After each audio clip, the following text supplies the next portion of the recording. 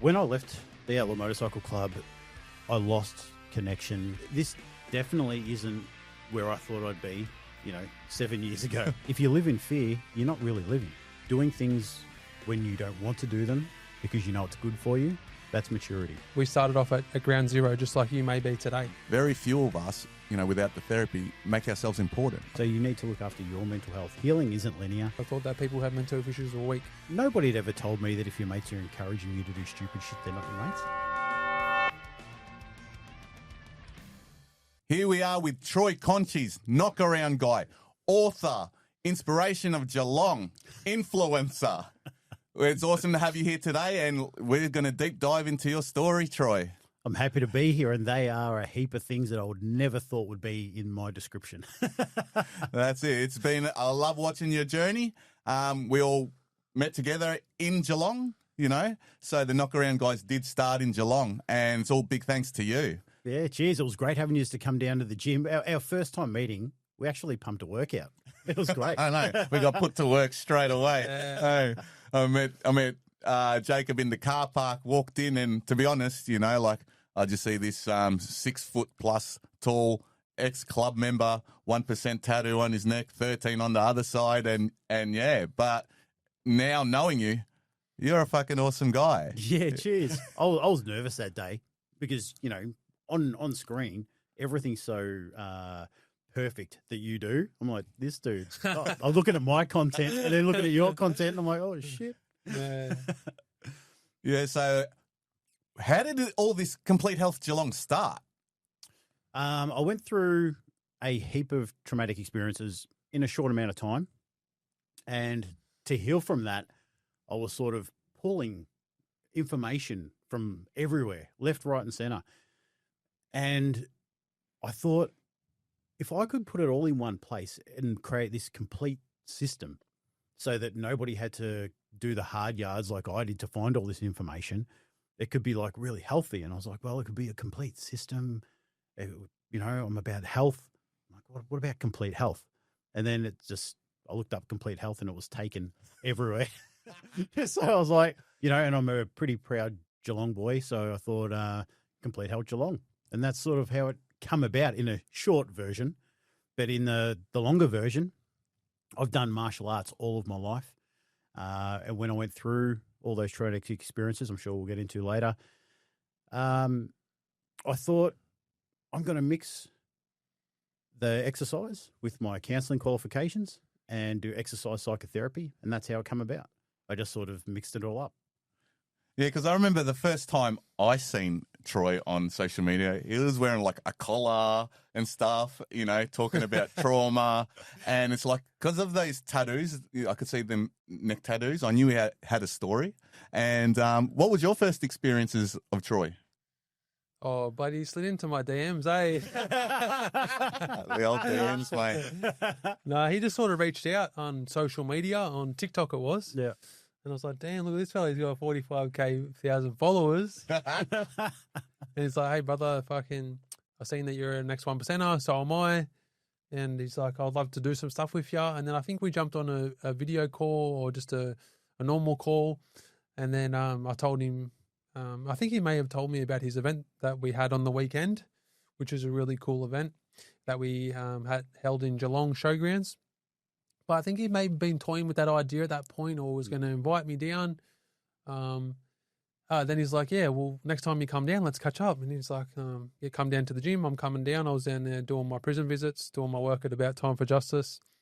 And, I made the sort of thing to come down and met Dennis. And then, now we're the fucking knockaround guy. So a big thanks and a big shout out to you and big shout out to the city of Geelong. Yeah, absolutely. The event was awesome. And thank you guys for coming. It was great to have you up on stage speaking. Yeah. And we're going to do lots more. Yeah, it was an awesome experience, hey? Yeah, definitely. And just seeing the pool that you have in Geelong, it was raining and the city showed up and it was an awesome vibe all day. I remember getting on stage and he gives the mad intros, you know what I mean? Everyone was saying, run that rehab. So it was really good to see, see where we've grown as a team and just to see the grassroots levels as in your people, they really love you. you know, and just seeing across social media what you did over Christmas. Did you see how many presents were there? You'd need the whole Geelong to give them out. One of the guys that we do network with a fair bit actually donated probably 3/4 of those presents. Wow. He doesn't want to be named. It was all he just wanted to do it off the goodness of his own heart. And to me, that's pretty much the definition of integrity. And I know you're doing stuff when no one's looking. Yeah, and I know you speak about this a lot for the city of Geelong, is that they really do help each other as a community. Yeah, absolutely. You can go down any side street and there'll be a heap of clapped out shops and there'll be a community service in them. You know, there's just, I think the latest statistics was something like 40,000 NDIS services in Geelong. Wow. Wow, Hectic. that's nuts. Hectic. Yeah. Yeah. So Geelong does rally. I wouldn't know the stats on how many non-for-profits there are, but it would be a lot. Yeah. A real lot. And no, just in the network I've got, everybody's doing their own thing. I just want to bring everybody together because I think it's a lot more helpful if we all look at it as a collaboration over competition. I think that's just the best thing to do. Yeah. And that's exactly what we're doing. The three of us, do things in different ways, but we're after the same outcome. Yeah. You know, and I think that's the important part. Yeah, 100%. I always say we stand stronger alone when we're together. Oh, I see that twist. That was nice. Hand me over this way, then pull me over that way. So, like, we know you as our dear friend, knockaround guy, Complete Health Geelong. And from the outside looking in, like when I first met you, I see this ex-club member with all the tattoos. But actually knowing you, you're actually a country boy at heart. I am, yeah. Yeah, so the first part of my life till I was about 12 was spent between like Newcombe sort of area and predominantly Ocean Grove. So I grew up with one side of my family, my dad's side. They were all skeg heads, so they're all surfies. And then all my mum's side, they're all country boys. And, you know, I grew up on a horse farm. Yeah. And stuff. So really two big contradictions. And I don't know if that played a part in me having no identity or not knowing where I fit, but I bet you it didn't help. So you can ride a horse, but can you surf? I can't surf. I can body surf, but fun fact, I don't think I've ever mentioned it, I held the record for barrel racing. American record for barrel racing at one point. Completely random. Talk to us what barrel racing is. It's where you get 3 barrels and the horse has got to go around one, then around like a figure. Like figure eight? No, like the leaf, the 3 leaf, the Irish Like leaf. clover. Clover, yeah. So you go around one, around the other, and up around the other, and it's the first one to go around all 3 and get back. Okay. Well, you do really learn something new every day.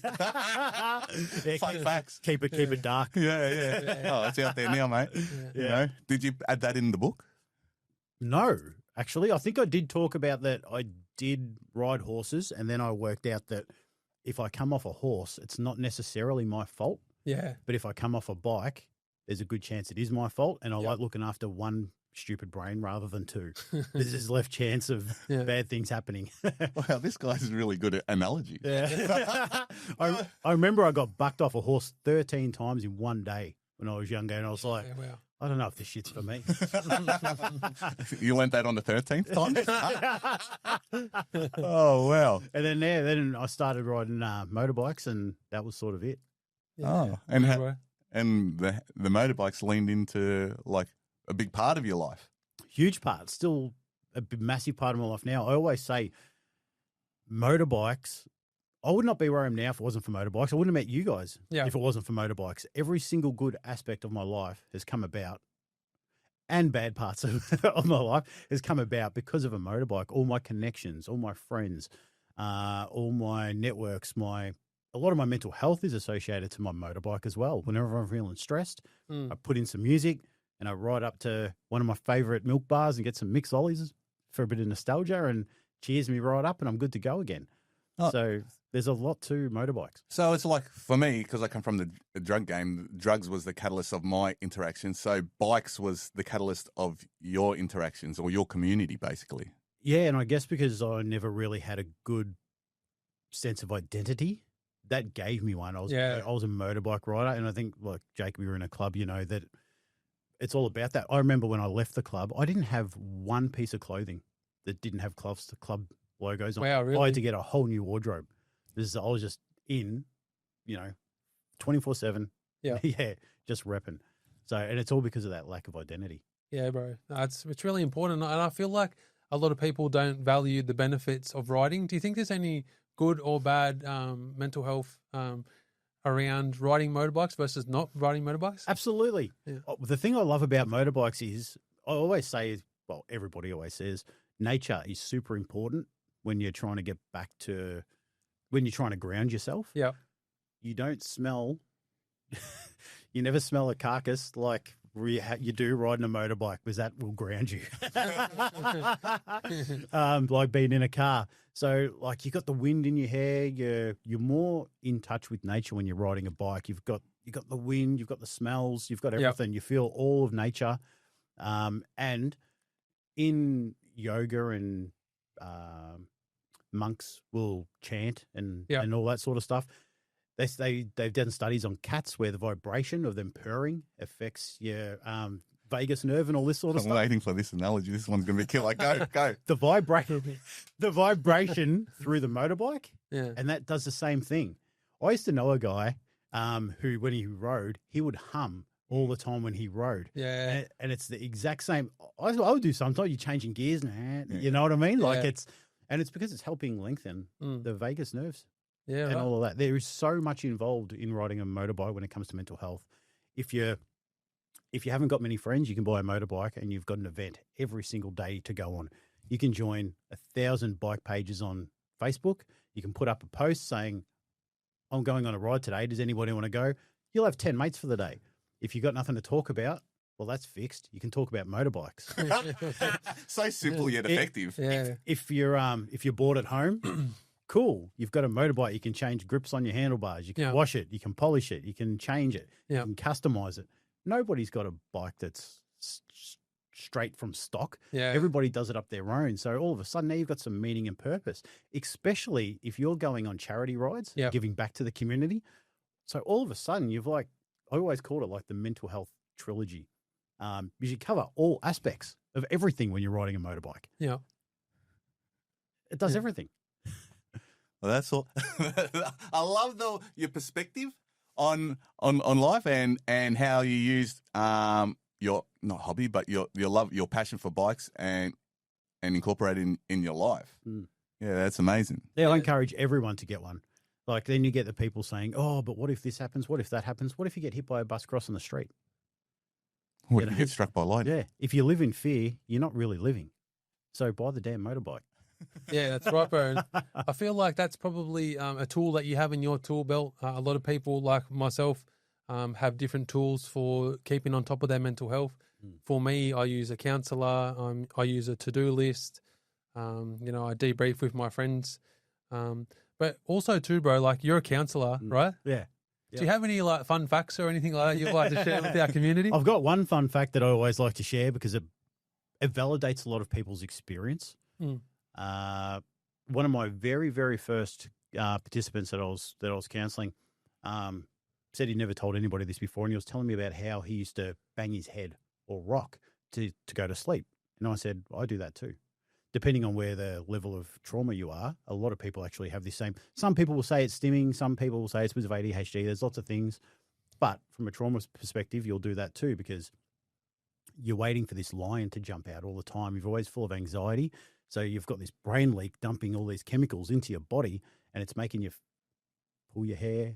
It's making you pick your nails. It's making you tap your foot. It's making you click the pen, and it's making you bang your head or rock and roll to get to sleep. So I always say people from complex trauma don't fall asleep. They actually pass out, and they will watch TV to go to sleep. They'll read a book to go to sleep. They'll listen to music to get to sleep. They'll do anything but just getting into bed and drifting off to sleep.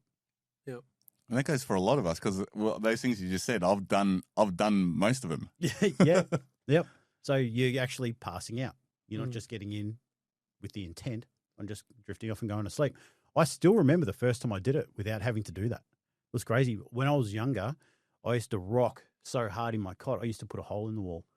My mum used to have to put a pillow between the cot and the wall to stop me putting holes in it. And fun fact, when did that stop? Like, how many pillows did you go through? After a lot of therapy, probably, sometimes I still find myself doing it now. It's only if I'm super stressed, but I notice it now, and then I can stop myself and then feel the emotion. And that way I process it, and that way it doesn't keep affecting me. But my friends used to say, we used to go to BNSs. Remember, I was a country boy before I was a bikie. And what's a BNS for the people that don't know? A bachelor and spinsters ball. It's just basically where you get feral utes, just get absolutely hammered and covered in food dye, and just try and make a mess of yourself, essentially. Yeah. That's all it is. I forgot where I was going with that. No, that's all right. Knock around, guys. Got me off track straight off the cuff. onto that, yeah. But lots of therapy stopped me banging my head, because I learned new coping skills on how to deal with stress, anxiety, and things of that nature. Yeah, it's awesome, bro. It's so amazing that you've sort of wanted to make a change, and then also you started studying counselling, bro. Tell us about your studying, bro, because for a lot of people that may be in that life and think that you can't step away from doing some form of studying or educating yourself. I'm a second-year law student at the moment, and I battled to get into university. I had to do a tertiary preparation. What was it like for you, bro? Did you? Yeah. I'd always been interested in psychology. Okay. Forever. And growing up, I had this.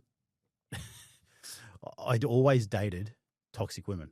It was just a pattern for years and years. Every single person, every single girl I dated was pretty toxic, and I was myself. Don't get me wrong. I'm about to say that. I'm sure you weren't the toxic one that attracted them. Don't get me wrong. Like, the common denominator was me. Yeah. That's for sure.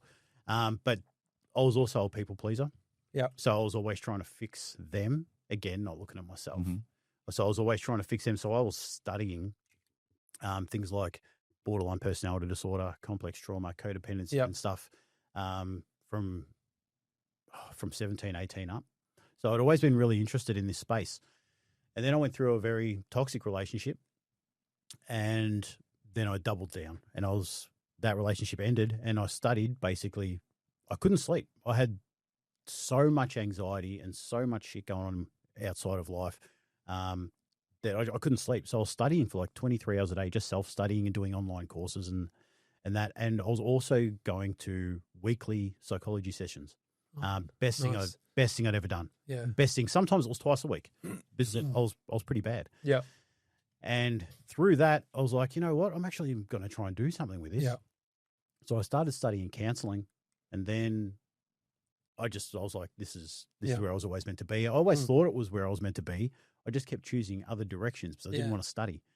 And then after that, I got offered to do a traineeship in alcohol and other drugs. And then from there, I went and did disability, mental health, community services on top. And yeah, that all segued into Complete Health Geelong and to what you see now. But before Complete Health Geelong, you were an ex-club member. Yeah.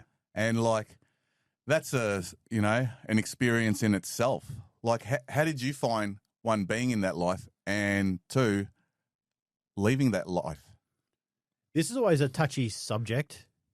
Well, not touchy, but it's one that I have to be careful about, because my experience in an outlaw motorcycle club was actually pretty positive for the most parts. And I try not to romanticize it or anything. So I try and be matter of fact. I would never tell anybody not to go join one or to join one. So I try and do it in a way that people can make an informed decision for themselves, because unlike myself, a lot of people don't end up so lucky when they leave. So I left the club, and it was funny. They actually said to me, we didn't know how you were going to do this, live both of these lives. And one of the things that they actually said was, who are we to stand in the way of you bettering your life and bettering other people's lives? What sort of brothers would we be? And I was like, shit, that even made it harder. I think it would make it easier, but yeah. Because then I felt like closer to them, and like the fact that they had my back even though I was leaving. And that was also a massive decision that probably took me a year to make. Really? I really Sitting on it for that long. I sat on it for about a year. It was been doing your head in. It was probably the hardest decision, even now, that I ever had to make is to leave the club. Yeah. So my experience with, like I said, was pretty good. The part that wasn't good was when I did leave an outlaw motorcycle club, my phone went from being red hot to dead quiet. Yeah. In an instant. Now I was on good standings. Yeah. Which means I could still be friends, go down, go back. So we're still brothers, still mates, and I still got nothing. So my phone used to go flat twice a day. It'd be ringing that hot. Yeah, wow. The very next day, I had like 1,000 people unfollow me on social media, and I didn't get one message. I still remember it now, like it was yesterday. I was sitting on the couch, doing this all day, looking at my phone. No friends. Like, what? oh, joys, no friends. Just looking at my phone like, this is surreal. Because I've been around clubs for a long time. And then I was like, I've got to do something about it. And then I had to learn how to reconnect, learn how to make new friends. Yeah, of course. And all of that, like same as you, you've left a club before. It was that part I didn't expect. I didn't think it would be a straight cut off, especially not being on good standings. Yeah. But from the outsider looking in, you make friends really easy to me. Like how did you go about, meeting new people after leaving that life? So it was lucky because I was already studying. So I'd already made some connections through school. And when I just started finishing that, I'd started working I was doing this traineeship in alcohol and other drugs. And I thought so I had a list of things to do. I gave myself a huge list of things to do. So I was like, I want to learn a language. I want to play guitar. I want to read a book a week. I want to do this course, that course, whatever other course. And I need to attend an event every single week. So I was just pushing myself out there.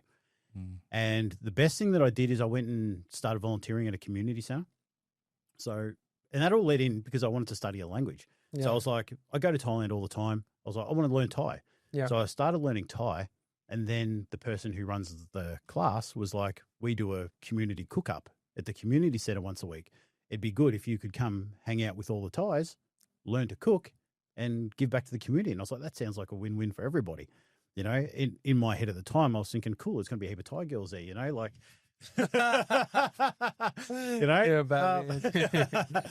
and went there and everybody was really lovely. And actually then when COVID came, I taught kickboxing online. They were my first ever reels. They're friggin' disgusting. So if they're still out, don't watch them. I think I've seen them on YouTube. And back then I was still 160 kilos. Yeah, that were the ones. I want to see it. I don't think I liked any of them. I just watched them. They're terrible, but that was the start of me learning how to get out there again. And then it was great. I was learning how to cook Thai food. I was meeting new friends. They were inviting me into their community. Yeah. And then on top of that, I started volunteering at a food bank as well. It was actually called the food bank. I don't know if it still is. And so I was volunteering 2 days a week. The reason I started volunteering at the food bank, it wasn't entirely just out of the goodness of my heart. I was broke. I was dead broke because I'd been injured at work. So I wasn't working and I was no longer hustling anymore. And all of a sudden I had no money. And from a young age, I've always worked. I didn't, when I was younger, we had no money. So I always said I'd never be without money. So this was really hard. So I started volunteering at the food bank so that I didn't feel any guilt or shame about taking food from them. Yeah. So in my head, I was working for the food. Yeah. Because otherwise I couldn't accept it.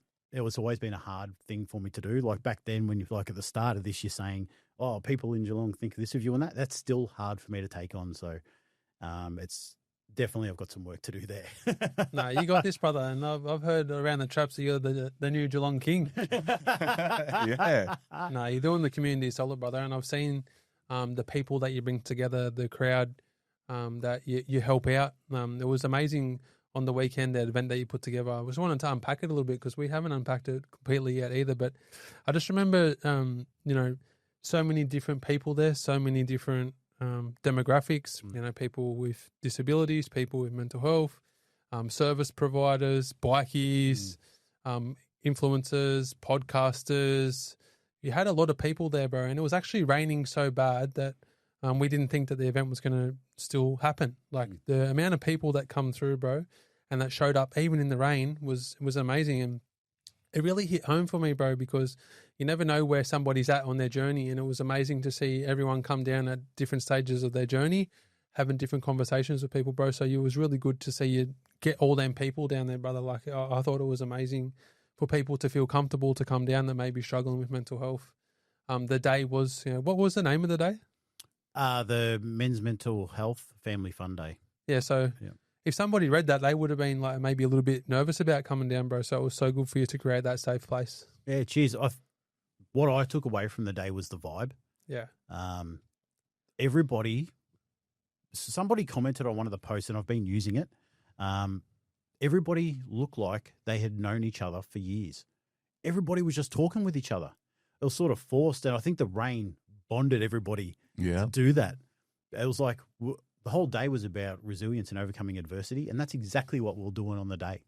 And I just found that that's what everybody was doing. There was so many people being consoled, because they're going through some stuff. I saw people being supported. I saw other people getting connected with services.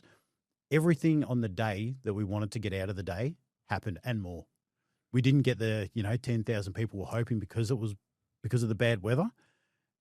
But I'm still shocked by the amount of people that we had. There was like 300 and I think the stat was 325 people doing the nut bush.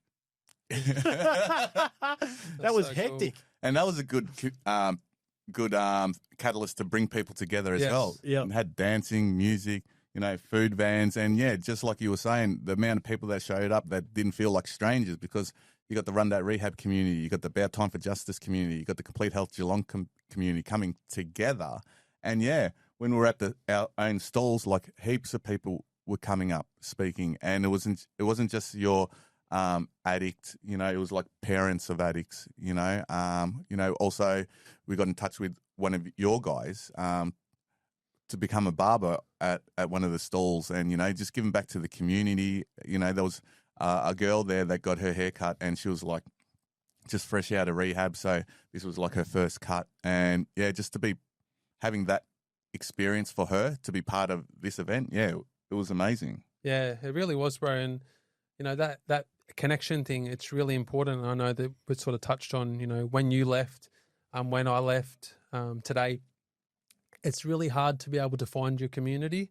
So these days, like you have put on yourself, and other days that we put on, it's really good place to come and find your community, get that networking done. I know early next year, the 28th of March, we got another event coming up at Laurimar Football Club in Doreen. That's from 9 a.m. to 4 p.m. We want people to come down and feel like there is a part, to be a part of the community, because there is a big community of us, and the more that we all get together and band behind each other, we can break down these stigmas and things like that, because if we're sitting in it and we don't have any support, it's more than likely going to fall back into it. Well, you just see, so the first event, the Men's Mental Health Day, that was on the 21st. And on the 23rd, we had the Christmas Giving Day off the back of that, because it was a toy run as well. Yeah. We gave away 400 toys, 300 snags over it. We didn't weigh it, but there was about, there would have been 40 big containers of food. So there would have been a couple of pallets worth, which was a couple of tons worth of food that we gave away as well. Yeah. So the amount of... The first time we ever did the Christmas Giving Day, we had 10 people show up. The second time, it was from the gym door all the way down the street, 4 deep. This time, it was all the way from the door, all the way down to the corner. Wow. Then it went halfway down again, and then more people just kept coming. So it was just sensational, and just shows that we actually are building a community. You definitely are. Like there was heaps of people there, Yeah. and even at the event, I went up to the people that go to your gym and said hello, because I always see them on your reels and you always include them. And I think that in itself is, because you're making it about the people. And that's something really special to see you grow and just to see people interact with each other. Yeah. We're going to have our second About Time for Connection event. So the next one's going to be held on the 28th of March in Victoria, 2026. down in Doreen at Laurimar Footy Club. So we're collaborating with Jarvis, aka Chainbreaker, Wade Hobber, and Jolie B from Not Today Derek program. So the day's going to be about bringing connection, because I know when I stepped away from that 1% of life, that life of crime, I really needed to find a new community. So this day's going to be a good opportunity. We're going to have service providers down there assisting people to get into next steps into alcohol and other drugs programs, into rehabs. We're going to have some 9D breath work. We're going to have lived experience speakers, people that are from that life, if you've been to jail, if you've been through drug and alcohol, if you've been through bad mental health, come down, have a yarn. We're going to have some boxing on the day. We're going to have some really good food, free food, and other people coming down. And we would really love for any sponsors to jump on board. It's going to be a big day. This definitely isn't where I thought I'd be, 7 years ago, 6-7 years ago. It definitely isn't. 100%, bro. My whole thing was, after I left the club, I was like, I've lived a pretty a life full of drama. Yep. And I was like, I want to have no stress for the rest of my life. I'm going to do this counselling qualification. I'm going to do 15 sessions a week, 10 to 15 sessions a week, and just cruise. Yeah. Now I'm back to doing 100 hours a week of, just being flat out. But it's great. It's some of it I thought would happen, and the rest of it, like meeting you guys and collaborating in this, I never thought I'd have a TikTok. I never thought I'd have a TikTok with 50,000 followers on it. I never thought I'd have that. That was a dare. So the only reason we met is because of that TikTok, and that TikTok was only because I was training 2 12-year-olds. And they dared me to start it. It's the power of social media, brother. Yeah. It's fucking nuts. And that power of connection too, brother. Like these events and, putting us all in the same circle is like, it wouldn't happen without that networking. Yeah. How important is it for people to get out to that event like you had on the weekend, or an event like we're going to hold on the 28th of November? How important is it to get to these events? It's super important. I know back when we were going through all this stuff, I don't remember anybody doing this type of stuff. I can't think of one event that was on when I was going through my healing journey that I went to. Yeah. And I was watching podcasts. One of my idols is Tim Fletcher. He's the king of complex trauma, and we've actually collaborated now, which is cool. And again, it's the power of social media. Yeah. And yeah, there was no influencers doing this sort of stuff other than podcasts back then, or if they were, I wasn't taking any notice. I just sort of stuck to hearing about trauma and reading about trauma and making my life all about trauma. And just on the back of that, it's easy to do that, and you become very one-dimensional. You can make your identity about recovery. You can make your identity about trauma, because all of a sudden you're studying trauma, you're hanging around more people that are studying trauma, then you're hanging around more people that only talk about trauma, and then all of a sudden when you go start hanging around normal people, you've got nothing to talk about. Yeah. You can't lose yourself. You can't lose your identity. You still have to go out and have other hobbies. You still have to go out and have other activities, because otherwise you're just swapping the witch for the bitch, and you're swapping one addiction for another one. And it's quite unique as well, because like what you just said, because you're about mental health, I'm about addiction recovery, and you're about institutional abuse. But yet when we're together, we don't talk about those things. Yeah, no, we don't. You're right. We talk about ours. Yeah, that's part of what we do. But as our identity, we actually talk about goals. We talk about what we're going to do next year, and collaborating and networking and such. How important has that been? And pivoting, through this chapter of your life? It's instrumental, I would say. I know that when I wake up, at 4:30 in the morning, I'm probably already going to have messages from both of you guys saying, let's get those wins today. Let's do something, and it's just good. It just G's you up. You're already ready to go. So it's really important. And I know that, there's been a few times this year where I've been overwhelmed or struggling from certain things, where I've been able to reach out to you guys, and, you guys have been there. And I think that that's extremely important. And a lot of people, when they've been through things that have been traumatic, or they're on just certain points in their journey, they stop reaching out. They put up these walls, Yeah. And boundaries aren't supposed to be walls. They're supposed to be doors. So you're supposed to be able to let people in, let the right Like that people one, in, yep. and keep the bad people out. They're not meant to keep everybody out because people are meaning-making machines, and we need connection. We're tribal. We need connection. You might think you're doing the right thing by just isolating. Isolating during your healing phase gets a bad rap. There are certain times when you can. You've been hyper vigilant, looking for danger for so bloody long that you do need to be able to step back and have a little rest so you can process and work everything out. Problem is, if you stay there too long, then you go backwards. Then you start going into depression. So you'll be able to, if anybody's watching, look up the stress curve model, and that'll explain everything. But isolate for a time and then come back out and learn to grow. And the best way to do that is by having a good support network around you, whether that's joining a gym. I know you both train, like that's been instrumental in the way you guys have healed as well. 100. It's been a huge part of my life. I know when I'm starting to slip because I start skipping some sessions, and I automatically know that I need to be an adult and force myself to go and do it. Yeah. Because I don't want to do it. So I force myself to do it because I'm an adult, and that's what we have to do. And that's this whole discipline, thing, because you can be motivated and whatnot, but that only lasts a certain while. But it's the actual process of your discipline that builds that resilience and to help achieving your goals. Well, people are going to hate this. It's like, those people who don't go to work because they don't feel like it. That is immaturity. Doing things when you don't want to do them because you know it's good for you, that's maturity. Yeah. And every time you force yourself to do that, that's when you grow. Every single time you go, I don't feel it. Can you imagine if you were married to somebody that only did things when they feel like it? What would happen if they felt like cheating? What would happen if they felt like selling the house without telling you? What would happen, Feeling is not something that you run on. It's something that you can process emotions through, but you don't want to base your choices on it.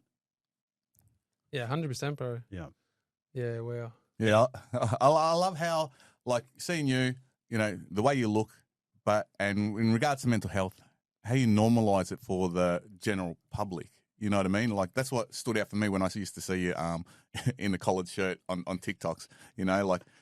It's like you look and then the shirt, but you actually normalize it. And just the relationship you build because you're showing up every day. Yeah, you build that trust, like just like yourself. You guys are normalizing voicing yourself. And yeah, I think that's something special. So when I was wearing the shirts, I was just trying something new. Don't lie, bro. I'd done a lot, with all the tats out and that. And I was like, you know what?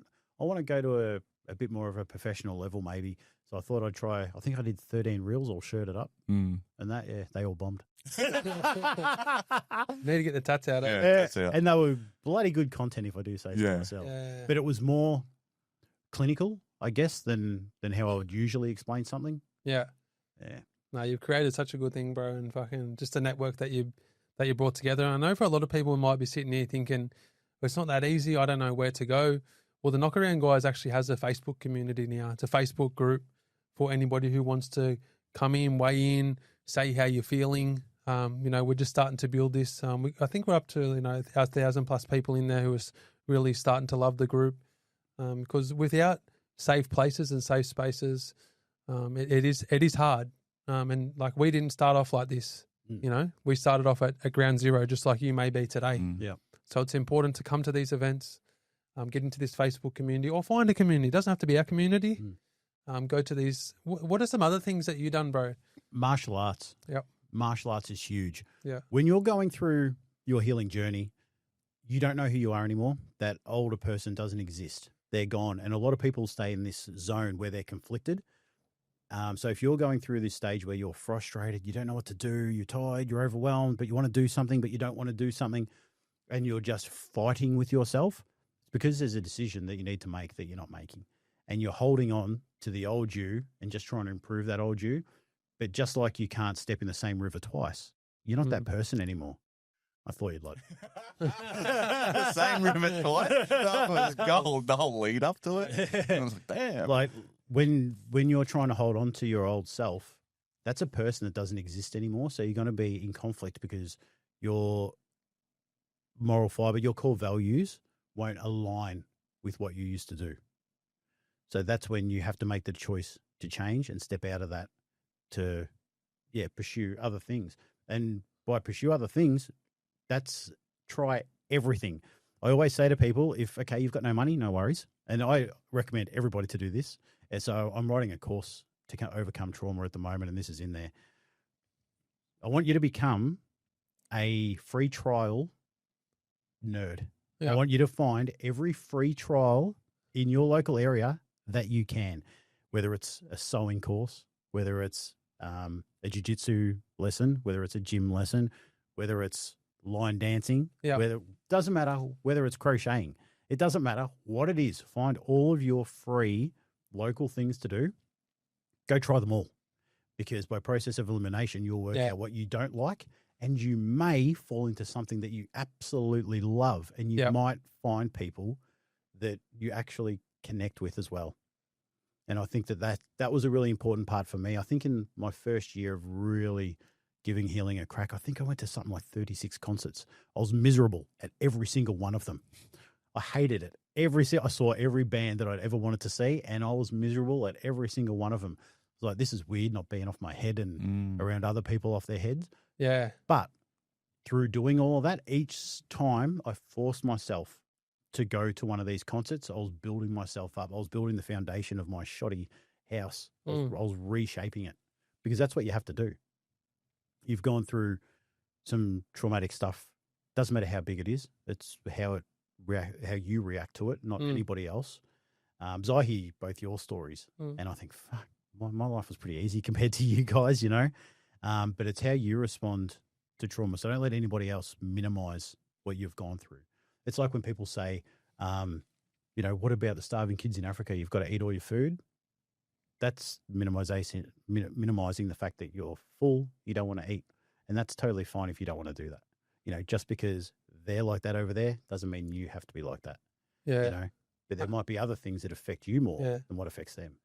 Yeah, 100%, brother. And it sounds like you got a really solid foundation. I know when I stepped away from being a 1%, brother, it was one of the hardest things I ever done. What was it like for you, brother, like stepping away from that life, being a bikie? Yeah, it was just, the hardest part was just losing everybody. Yeah. It really was. I had to cover up a heap of tattoos. So people always ask me, what happened to your club tattoos when you left an outlaw motorcycle club? And I was like, well, I had to get a lot of them covered. But here's a lot of people will be looking at that or hearing that and be saying, like it's a bad thing. You know what you're getting into when you join up. They tell you if you ever leave, you have to get them covered up. So don't complain when you leave and have to get them covered up. You know, you knew what you were getting into, even though I was very proud of them. I really was. I didn't like getting them. I remember when I put them on, I nearly cried. When I got them taken off, I nearly cried as well. So how did you go with losing your identity to creating a new one? What did that gap look like? 2 years. 2 years. 2 years of the most amount of solid work you can ever think of. I dedicated 2 years to being as selfish as I possibly could. Yep. And that's what I tell everyone when I'm doing counseling sessions. For the first 12 months of your healing journey, you need to be as selfish as ever, because most people that are going through this journey are going to be people pleasers. They're going to be codependents. They're going to have trauma. They're going to be trying to fix everybody else. They're going to do everything other than try and fix themselves. Yeah. Because they're externally focused. So they've had so much happen to them in childhood that they're like a sonar on a ship, always looking for danger, that now when you're on your healing journey, that external focus starts becoming internal. Yeah. And just through habit and through avoiding, your body doesn't want to feel pain. Yeah. So I'm thinking about myself. Oh, that hurts. I don't want to remember that shit. I'm going to fix everyone else. No, you got to pull that shit back. So you really need to be conscious. And that's all unconscious when you're going through all that part of your life. But now that it's come to your awareness, now it's all about the conscious choices because you're running unconscious. So now you have to do it consciously. And that's where I find a lot of people always say that adulting is hard. You know, if you can look at yourself adulting, you've probably done some work. And it's, and exactly, because it's a common theme, like especially come from that lifestyle when it comes to people pleasing, that very few of us, you know, without the therapy, make ourselves important. Like I would always get slammed in group, trying to save people and whatnot, but because it was only of my own lack of self-worth, and that making yourself important, putting you first before others is a type of self-love as well. Well, it's the putting on your oxygen mask first, because if you pass out, you can't help the kids beside you. And that's what it's all about. And that's what it's. There's so many people in this industry now. Like Jacob, I know you see a counsellor every 2 weeks. Yeah, 2 weeks at the moment. You need to keep yourself level. You need to keep yourself grounded. Otherwise, you can transfer onto your participants, and it's just not good for anyone. You can burn out yourself. Yeah. So you need to look after your mental health. And a lot of people will think that it's this one curve. So I'm going to start healing. Now it's going to be all this way. And that's not how it works at all. Healing isn't linear. No. It's going to be up and down. You're going to feel great one day, shit the next. And it's just how it is. And I hate to tell people out there, but it is a lifelong process. There is no, I'm fully healed, I'm done. There is only, I'm going to keep working on myself forever. Yeah, that's so true, brother, because I know for myself, after I went through my institutional SA, I'm serving a life sentence, and a lot of other survivors, that have been through boys' homes, girls' homes, churches, schools, and suffered that, they're serving life sentence. I use that terminology as well, whether they're in jail or out. Every survivor that I've ever helped ends up with what they call psychosocial disability, which is like mental health. So I had PTSD. Some people might have anxiety, depression, borderline personality disorders. So, I mean, but when you say it's a life sentence, like some people will be trapped in their own head. And I feel like it's so important to reach out and receive that support, bro. What are some barriers that you've seen with people why they won't speak up about their mental health? They think it's weak.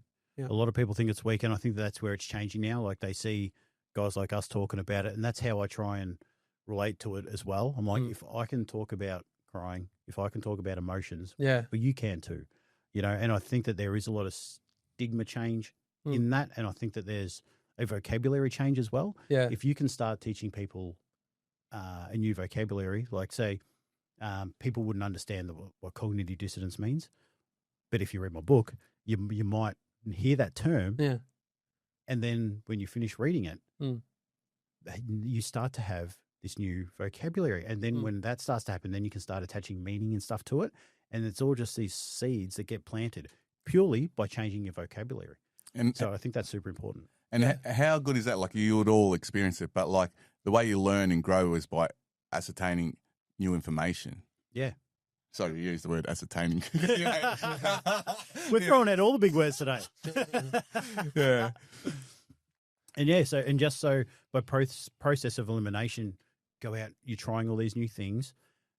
And I also stitch that with the Yes Man. Have you seen the Yes Man with Jim Carrey? No, I think so. Not a big fan of Jim Carrey. No. What?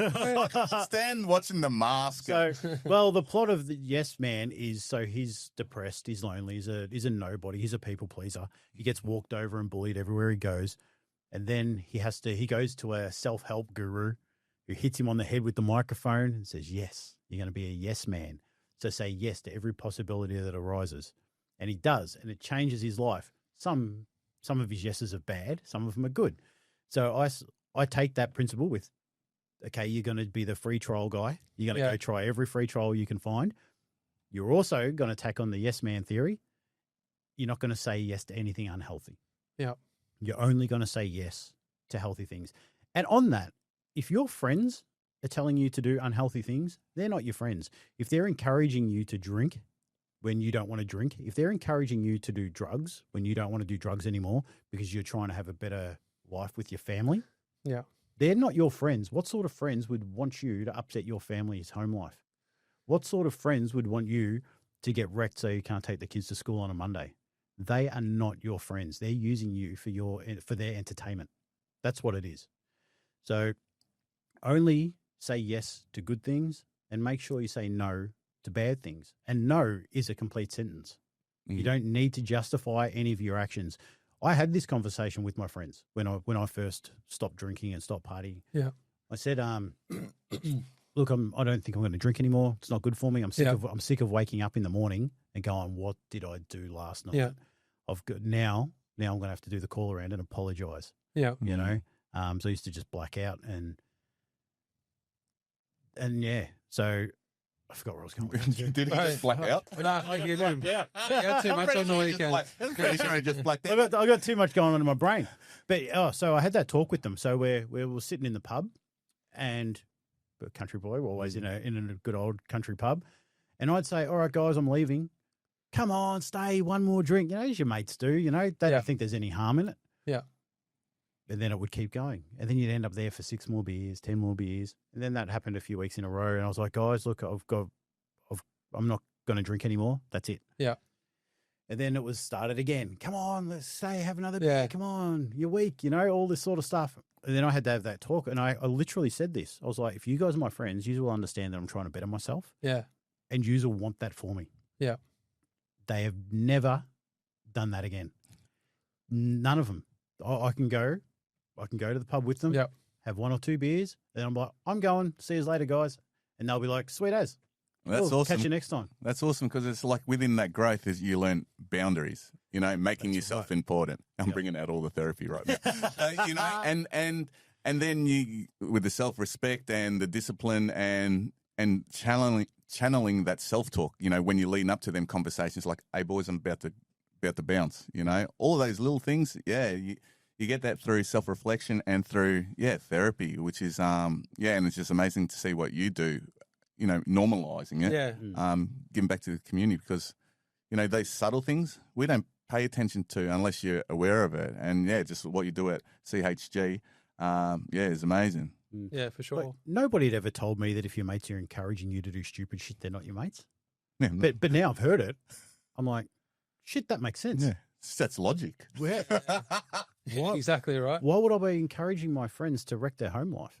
Mm. Like, what the hell? What is wrong with me? Yeah. So the question is, like, are you a mate Mm. or not? Yeah. Maybe you need to make some smarter decisions to help your mates out as well. Mm. Yeah. Instead of trying to, as Jordan Peterson would say, pulling them back in the bucket. Don't be the crab. Yeah, crab mentality. Yeah, crab mentality. Push them up. Mm. If your mate's trying to do better and he's having a couple of extra beers, why don't you say, mate, should you probably knock off? Like, should you go home? Like, you just told me an hour ago you want to do better. Maybe now it's time to pull up. And how good is it having mates like that, hold you accountable? Mm. You see different characteristics or, values in someone, especially when they're voicing it, and that's really just supporting you. Yeah. Yeah. Yeah, 100%. It's good to have people that can hold you to account, on what you're doing, what you shouldn't be doing, what you could be doing better. I know for the fellas, I just sat with them and told them things that I'm struggling with at the moment, how I could do better. And I said, I called it out. I was like, I've been staying up too late. I'm not getting up in the morning, getting up and doing my W's. And it's affecting me. And I think even, having too many late nights, getting up too early, burning the candle at both ends affects my mental health. I know for a lot of people, brother, mental health isn't at the forefront of everything or anything in their life. They may think it's silly or it's not even a thing. I know for me, a long time ago, I didn't think that mental health was a thing. Like, I thought that people who had mental health issues were weak. And then as I got older, started learning more things, like vocabulary, educating myself around what mental health is. And I had to go and do drug and alcohol counseling myself. The penny started dropping for me. And I feel like for a lot of men in particular, mental health is not at the forefront when it should be. Do you think you could explain what a mental health care plan is, just for anybody who might not know what it is? Yeah, so you can go to your GP, and I recommend every single person to do this. If you're interested in learning what your trauma score is, so there's this test called the Adverse Childhood Experiences Test. You can go on there and actually work out where your trauma level sits, and then you can find all the things associated with that. So anybody that comes into me for counselling, I'll make them do this. Ask them to do this ACEs test. The ACEs test was done over 17,000 people. I think it's up to like 500,000 people now. It's the biggest study into mental health of its kind. Every single doctor's office should be getting every single patient to do it. It should be done at schools. It should be done absolutely. It should be the gold standard, because you can look and say, okay, somebody's got a level 4 in this complex trauma. I know that, don't quote me on these, but example, 1 in 9 people who have got a score over 3 smokes. I know that 1 in 30 something is an IV drug user, and as you go up in the trauma score, the rates drop. So like you might be 8 on this adverse childhood experiences test, which means 1 in 3 people smoke. 1 in 5 or 6 people use IV drugs. Yeah. And it's done over 500,000 people. It's legit. The stats are full on. And it helps you find insight into yourself. But if you do this test and your score is over a 3, that's high. It's only 10 questions. It's not right or wrong. You're not going to fail. Just do the test. If you have to hum and ha, it's a yes. Yeah. So you do this test. If it's over 3, go send yourself to a GP, because anything over a 3 basically says to me that you're probably going to have emotional regulation problems, which means you're going to be having all these cortisol and all this bad juju dumping into your body, causing all sorts of inflammation, autoimmune diseases, all this sort of stuff. Get yourself to a GP, ask for a mental health care plan. I'm not sure what it is now, because I know it was different in COVID. I think it's dropped back. I think it's 7 or 8 free sessions, well, subsidized sessions with a psychologist. And also ask the doctor to give you a thorough check as well. Get everything checked, because if you've come from a traumatic background, there's a good chance that you have some stuff going on. Yeah. So important. So important. Like mental health, you got to be on top of your mental health game, because it's not the 1980s, it's not the 1990s. Every successful businessman or influencer or anyone that's doing well in their lives, whether it be sporting identities, musicians, they're on top of their mental health game, you know, and whether it be addiction, homelessness, you know, trauma, the catalyst is also mental health. Yep. And that's the big umbrella that, you know, holds the shade for all the other ones. Yep. That was my my cool analogy there together. And here's the thing for a lot of people that don't think mental health is real or don't think trauma is real. Okay, I'm going to give you a little bit of an analogy, and I like these analogies. Go. AK, Analogy King. That's right. So let's say it's Monday. Dad's like, we're going to Adventure Park this weekend. Mm-hmm. And you're like, sweet, that'd be fun as I get to go with my old man. I'm going to go on some slides and some rides. Yeah. I'm going to have a good time. Tuesday comes. Dad's like, are you excited, buddy? We're going to bloody Adventure Park. It's going to be sweet. Wednesday comes, more hyped up. Yeah, Dad, we're going. Let's go. Friday comes. You can't even sleep. You're so excited. Saturday morning comes. You get up and Dad's like, sorry, mate, I have to go to work.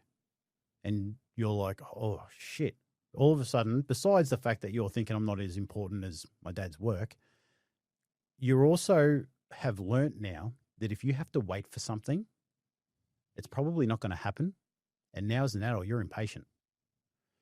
So when people think about trauma, they often just associate it with getting blown up in a Humvee, when there's actually a lot of little things just like that can happen to you in childhood that can make you do the things that you do now. Yeah. And that's so the new definition of trauma would be it's not a one-off event. It's anything that is a long-lasting negative emotion, because there's actually the same, not as big, but there's actually the exact same things physiologically. I don't know why I have trouble with that word. I can't say it. One more time. Physiologically happening in your body. Blown up in a Humvee, all these chemicals get dumped into your body, and you know now there's all sorts of crazy shit going on.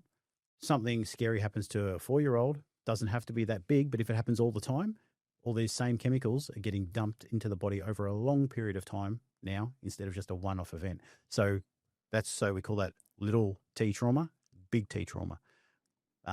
So basically, I sort of believe you can't have one without the other. And little T trauma, so complex trauma, makes you more susceptible to having big T trauma.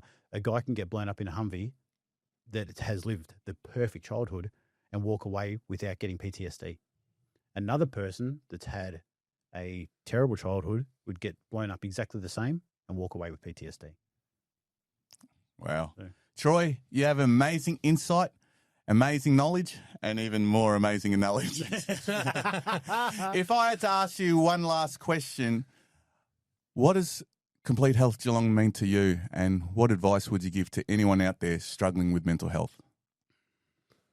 It's a big question. When I left the Outlaw Motorcycle Club, I lost connection, meaning, purpose, and I wanted to recreate that feeling and that space. Anybody who's been in an outlaw motorcycle club knows that the clubhouse is the fortress of solitude. It is the temple. It is your home. It is the place where it knows what you need. If you're feeling shit, you go down the clubhouse, nearly always another brother will rock up. It becomes your getaway. If you're fighting with the missus at home, you can go to the clubhouse. If you get kicked out of your house, you can go live at the clubhouse. It's a safe space, even though bad things happen there too. For some reason, it's a little oxymoron that really bad things happen at clubhouses, but you also feel safest at clubhouses too. It's a real funny thing. And I wanted to bring that connection, meaning and purpose and community into the gym. And that's why our programs are completely free. We might have to change that coming up into the future, depending on if we can get funding or not. But this year we donated 3,460 hours of support back into the community just by running our free programs out of the gym. Wow. And everybody that comes to our gym volunteered at both events this year. And I say it's a gym, but it's not. It's a mental health service. People can come there that don't train. We get people who come there that don't want to train at all, but they'll come be part of it. So we'll either do kickboxing and boxing. You can come down and do that. Or you can do weights area. Or you can help cook the barbecue and stand around and talk shit we've got a counselor in every session. And it's just created this bond of people, because we do have women's only classes and men's only classes. It's just created this bond between the people that come. We've had people coming for 5 years since we've been open. Wow. The same people still come. And it's just been so great to see everybody. The success rate is like 80% of people that come through work, that have come to us not working. The promotions that people have been getting, I think in the 5 years we've had, I think it's something like three people. It's only 3 people like relapse. It's amazing, and everybody keeps coming. We've got one guy I know. He saw me off one of your reels, and he came down to the gym, and now he's working 12-hour days, afternoon shift. But when he can, he pops down every Friday just to stay connected. I mean, he doesn't stay for long because he's got to get to work. But he comes in, shakes everyone's hands, says g'day, and then he leaves. Yeah, like it's something special, and I can't articulate enough to what it does and what it means to me. It does. It means a lot. One of the reasons I started it is because I wanted a group of guys to train with. Shit, you're not. I was like, I want a heap of guys to train with. What am I going to do? I know, I'll do a men's group. And I'll plan all the sessions. We'll all train together. We'll all be on an even keel. I'm not standing there teaching at people. We do psychoeducation if something comes up for somebody, but we're all just there working out. Like you see the movies, all the gangsters working out in the shed. Like on Friday, movie or whatever it is, And I was like, that's cool. I want to do that. Just a heap of guys kicking back, getting connected, supporting each other, the same as what you would get in the club. Yeah. Well, a big thank you to Troy from Complete Health Geelong, author and knockaround guy. And thanks for introducing me to About Time for Justice, Jacob Little. And just bigger and better things next year. Looking forward to 2026. Me too. Follow the knockaround guys. Let's go. Let's go, baby.